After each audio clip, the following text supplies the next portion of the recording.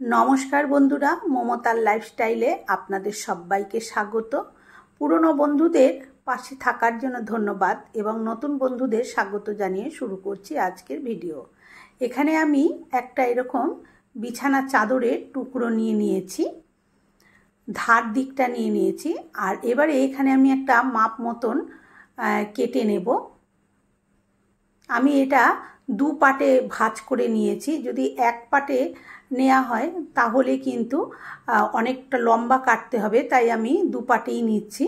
তাই লম্বা আর চওড়া এরকম ভাবে আমি দাগটা দিয়ে নিলাম। এটা হচ্ছে দিয়ে নিয়েছি 18 ইঞ্চি আর এইভাবে নিয়েছি হচ্ছে 22 ইঞ্চি। যদি দু পাটে না হয় তাহলে কিন্তু সেটা 44 ইঞ্চি লম্বাটা কিন্তু নিতে হবে। এবারে এরকম একটা শপিং ব্যাগ নিয়েছি। আমি এখানে শপিং ব্যাগ ব্যবহার করছি, আপনারা যা খুশি ব্যবহার করতে পারেন। ধরুন রাইস ব্যাগ, আটা ব্যাগ বা ফোম সিট, আপনাদের কাছে যেটা আছে সেটাই ব্যবহার করতে পারেন। বা এইভাবে ভেতরে কোনো শপিং ব্যাগ বা ফোম সিট না দিয়েও কিন্তু এটাকে করতে পারেন, সেক্ষেত্রে খুবই নরম হবে। আর এগুলো দিলে কি হয়, একটু শক্ত মতন হবে। এই যা এবারে আমি এই ব্যাগটার থেকে যে মধ্যের যে টুকরো দুটো, এই টুকরো দুটোকে আমি বার করে নেব। সুতোটা আমি এইভাবে খুলে নিচ্ছি, কেটে নিতেও পারতাম, কেটে নিলে অনেকটা ছোট হয়ে যাবে। তাই আমি সুতোটা খুলে পুরো দেখুন গোটা টুকরো দুটো আমি এরকমভাবে কিন্তু বার করে নিয়েছি। ব্যাগের দুটো টুকরো হয়, তবে তাও আমার এটা কিন্তু মাপে ছোট হয়েছে, সেই জন্য এখানটা আমাকে আবার জুড়ে নিতে হবে। এই টুকরো দুটো তো জুড়বই, আবার নিচে দিয়ে যে সাইডে ব্যাগের সাইডে যে লাল পটিটা ছিল সেই পটিটাও খুবই শক্ত। আমি সেই পটির থেকে এর মাপ মতন করে এই যে কেটে নিয়েছি। কেটে নিয়ে এটা কিন্তু ওই 22 ইঞ্চি বাই 18 ইঞ্চি আমি জুড়ে রেডি করে নেব। তিনটে টুকরোই আমি জুড়ে নিয়েছি। এবারে যে আমি এই চাদরের ওপরে যে দাগ দিয়ে রেখেছিলাম সেই দাগ সমান করে আমি স্কেলের সাহায্যে দাগটা পুরো লম্বা করে টেনে দিলাম, যাতে আমার কাটতে সুবিধা হয়, টেরা বেঁকা না হয়।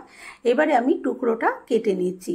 পুরো ভিডিওটা বন্ধুরা দেখতে থাকুন, আশা করছি ভীষণই ভালো লাগবে আর ভীষণই দরকারি উপকারী একটা ভিডিও অর্গানাইজ আমি এখানে শেয়ার করছি। এবারে দেখুন এই যে দুটো পাট আমি কিন্তু কেটে নিয়েছি। এর এক একটা পাটের মাপ কিন্তু 18 ইঞ্চি বাই 22 ইঞ্চি। এবারে প্রথমে একটা পাট আমি রেখেছি, তার উপরে এই যে শপিং ব্যাগটা দেখুন আমি এই যে সেলাইটা করে নিয়েছি। আর যেইখানটা আমি সেলাই করেছি সেখানটা উঁচু হয়ে থাকার জন্য কিন্তু আমি আবারে টপ স্টিচ দিয়ে দিয়েছি, যাতে সেটা পুরো বসে যায়। এবারে আবার একটা উপরে বিছানার চাদরের টুকরো দিয়ে দিলাম, মধ্যিখানে শপিং ব্যাগের টুকরোটা দিয়ে দিয়েছি। দিয়ে এবারে আমি তিনটেকে একসাথে এইভাবে পিন করে নিচ্ছি। আমি এখানে পিন লাগাচ্ছি, আপনাদের কাছে পিন না থাকলে বড় বড় যে সেফটি পিন হয় লাগাতে পারেন। এবারে আমি এটাকে চারপাশে সেলাই করে ভেতরে লম্বা লম্বা চওড়া চওড়া সেলাই দিয়ে নিয়ে আসছি। অবশ্যই কিন্তু পিনটা লাগিয়ে নেবেন, তাহলে কি হবে, এই যে নিচের চাদর, ওপরের চাদর আর যে শপিং ব্যাগটা, এই তিনটে পার্ট কিন্তু আলাদা হয়ে যাবে না, একসাথে বসে থাকবে আর সেলাই করতেও কিন্তু খুব সুবিধে হবে। তাই জন্যই কিন্তু আমি পিনগুলো লাগিয়ে নিয়েছি। তারপরে আমি এখানে মধ্যিখান দিয়ে এরকম 2 ইঞ্চি পর পর এরকমভাবে দাগ টেনে নিচ্ছি, সেলাই করে দিচ্ছি। লম্বা চওড়াভাবে সেলাই করে দেবো, চৌকো চৌকো হয়ে যাবে ভেতরে খোপগুলো। আর খুব ভালোভাবে কিন্তু শপিং ব্যাগটা উপরে আর নিচের কাপড়ের সাথে বসে যাবে। পুরোটা আমি খুব ভালো করে সেলাই করে নিয়েছি, এই যে দেখুন। এবারে যে বাড়তি যে চারপাশের অংশগুলো আছে এক্সট্রা সুতো টুতো বেরিয়ে আছে, এগুলোকে আমি খুব ভালো করে কেটে পরিষ্কার করে নেব। অবশ্যই পরিষ্কার করে নিতে হবে, তাহলে কিন্তু পরবর্তী সেলাইগুলো যে করব সেগুলো করতে ভীষণ সুবিধা হবে। চারপাশটা জুড়ে নিয়ে একদম ভালো করে পরিষ্কার করে নিচ্ছি।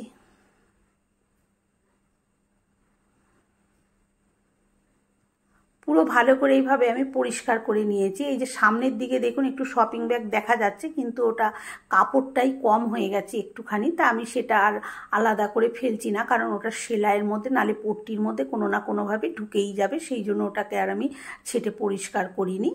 এবারে দেখুন দুটো পাশে আমি এইভাবে কাপড় লাগিয়ে একটু পট্টির মতন সেলাই করে দেবো। এখানে আমি অন্য কাপড় দিয়ে পট্টিটা সেলাই করছি যাতে দেখতে ভালো লাগে। আপনারা যেরকম কাপড় আছে সেরকম কাপড় দিয়ে করতে পারেন, বা শাড়ির যে পাড় থাকে সেই পাড় দিয়ে করতে পারেন, বা অনেকের বাড়িতে লেস টেস থাকে পুরনো শাড়ি চুড়িদার থেকে খোলার, সেসব দিয়েও করতে পারেন। আমি এখানে একটা লাল কাপড়ের টুকরো নিয়ে নিয়েছি। এটা আমি একটা পেটিকোট তৈরি করেছিলাম, সেইখান থেকেই এই কাপড়টা থেকে গেছে, সুতির কাপড়। আমি তাই দিয়ে এইটাকে পট্টিটা করে দিচ্ছি। পট্টিটা কিরমভাবে করছি দেখুন। প্রথমে নিচের দিকে আমি 1 ইঞ্চি মতন উল্টো ভাঁজ দিয়ে দিয়েছি, দিয়ে তারপরে একটা পাশে আমি এইভাবে পট্টিটা লাগিয়ে দিচ্ছি। বন্ধুরা, এই যেটা তৈরি করছি সেটার কিন্তু এটা সোজা উল্টো নেই, তাই আপনারা যেদিকে খুশি পট্টিটা লাগিয়ে নিতে পারেন, আর উল্টো দিকে ঘুরিয়ে আবার পট্টিটা সেলাই করে দিতে পারেন। যেহেতু আমি একই রকম বিছানার চাদর দিয়ে এটা তৈরি করছি, তাই দুটো পাটি কিন্তু একই রকম দেখতে, তাই আর সোজা উল্টো আমি কিছু বলিনি। এবারে একটা পাশ সেলাই করে নেওয়ার পর দ্বিতীয় দিকটা ঘুরিয়ে নিয়ে এইভাবে ঠিক প্রথমে একটা ভাঁজ দিয়ে তারপরে আবার এরকমভাবে ভাঁজটা ধরে এখানে আমি পট্টিটা দিয়ে দেবো। তবে এই দিকটাই আমি বাইরের দিকে দিয়ে দেবো, কারণ এই দিকে পট্টিটা কিন্তু একটু আমি চওড়াভাবে দিচ্ছি। ভেতর দিকে যে আমি সেলাইটা করেছি ওটা কিন্তু আমি সরুভাবে করেছি, আর এই দিকে আমি এটা চওড়াভাবে দিচ্ছি। যেহেতু আমার এইটাই ফ্রন্ট সাইডে দেব, তাই আমি এটাকে এইভাবে সেলাইটা করে নিলাম। এইভাবে আমি দুটো পাশই সেলাইটা করে দেব। আর পট্টিটারও দুটো পাশেই কিন্তু দেখুন এক পাশটা সেলাই করে আবার ফিরে আর একটা পাশও আমি কিন্তু এইভাবে সেলাই করে দিচ্ছি। দুটো দিকেই কিন্তু আমি এই পট্টি বসিয়ে নেবো। এই দেখুন ভেতর দিকটা দেখুন কতটা সরু, আর বাইরের দিকটা কিন্তু অনেকটা চওড়া। এই যে এই দিকটা আমি বাইরের দিকে দেব।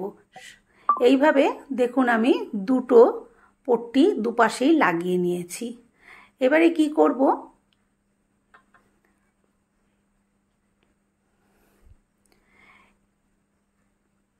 এবারে এইটা আমি আবার উল্টো দিকে করে নেব। এই যে সরু দিকটা, যে দিকটা পট্টি, এটাই হচ্ছে আমার উল্টো দিক।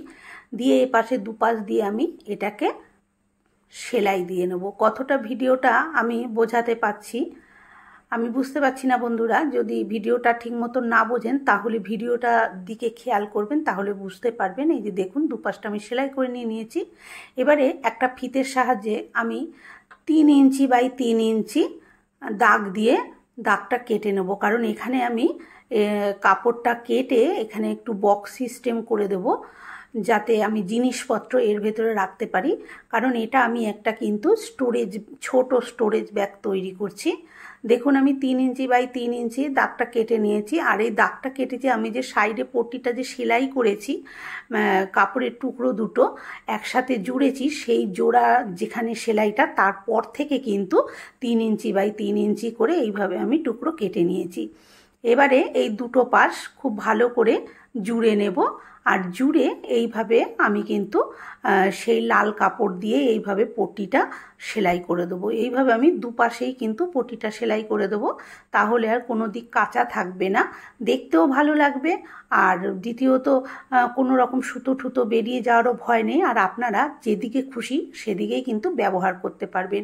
এই যে দেখুন পট্টিটা আমি লাগিয়ে নিয়েছি। এবারে নিচের দিকে যে কেটে রেখেছিলাম সেটাকে এরকমভাবে ধরে নেব। ধরে নিয়ে আমি এই একদম 1/2 ইঞ্চি মার্জিন রেখে এটাকে সেলাই দেব, কিন্তু এই যে এইভাবে ধরে এই যে সেলাই দেব। আর এর সাথে আমি কিন্তু পট্টিও লাগিয়ে দেবো। যেরকমভাবে এই যে সেলাইতে পট্টি দিয়েছি সেরকমভাবে এখানেও কিন্তু পট্টিটা লাগিয়ে দেবো। তাহলে ওই একই সমস্যার সমাধান, কোনো রকম সুতো বেরোবে না, কোনো রকম কাঁচা থাকবে না, আর দেখতেও ভালো লাগবে। দেখুন এরকমভাবে দুপাশেই আমি পট্টিটা সেলাই করে নিয়ে আসছি। পট্টিটা কিন্তু দুপাশেই সেলাই হয়ে গেছে। এই যে দেখুন, আপনারা কিন্তু এটাকে এই দিকটাও বাইরের দিক করে ব্যবহার করতে পারেন। খুবই সুন্দর লাগছে, যেহেতু পট্টিগুলো দিয়ে দিয়েছি কোনো রকম সেলাই ধাগা সুতো কিছু দেখা যাচ্ছে না, তাই এই দিকটাও সদর হিসেবে ব্যবহার করতে পারেন। আর কিন্তু আমি এটাকে উল্টে দেব। উল্টে ওই দিকটাই আমি সোজা করেছি, কারণ আমি হ্যান্ডেলটা ভেতর দিকে লাগিয়ে দিয়েছি। দেখুন এটা কত সুন্দর হয়েছে, আর ভেতরে অনেকটা জায়গা হয়েছে। আমি সোজাভাবেও ওটাকে দেখিয়ে দিচ্ছি। দেখুন আমি যদিও সোজাভাবেই ব্যবহার করব, কারণ আমি হ্যান্ডেলটা এদিকেই লাগিয়েছি। আর হ্যান্ডেলটা লাগানোর কারণে যেখানেই রাখা হবে এটাকে কিন্তু অনায়াসেই এটাকে টেনে বার করা যাবে। যেখানেই রাখুন, আলমারির এক কোণায় অবশ্যই রাখতে পারেন। এবার এটা আমি কি কারণে ব্যবহার করছি সেটাও আমি আপনাদেরকে দেখিয়ে দিচ্ছি। আমি কিন্তু এটা ব্যবহার করব পেটিকোট রাখার জন্য। আমাদের পেটিকোটগুলো এদিকে ওদিকে ছড়িয়ে ছিটিয়ে থাকে, আর কোথাও যাওয়ার সময় তখন শাড়ির ম্যাচিংয়ে পেটিকোট খুঁজে পাওয়া যায় না, খুব সমস্যা হয়। সেই জন্য কিন্তু আমি এর মধ্যে পেটিকোটগুলো সমস্ত গুছিয়ে রাখবো। বন্ধুরা, আমার আজকের ভিডিওটা কেমন লাগলো কমেন্ট করে অবশ্যই জানাবেন। ভালো লাগলে একটা লাইক দেবেন, আর আমার চ্যানেলে নতুন বন্ধু হয়ে থাকলে চ্যানেলটি সাবস্ক্রাইব করে নেওয়ার অনুরোধ রইল। আজকের মতন এই পর্যন্ত। ভালো থাকবেন, সুস্থ থাকবেন, ধন্যবাদ।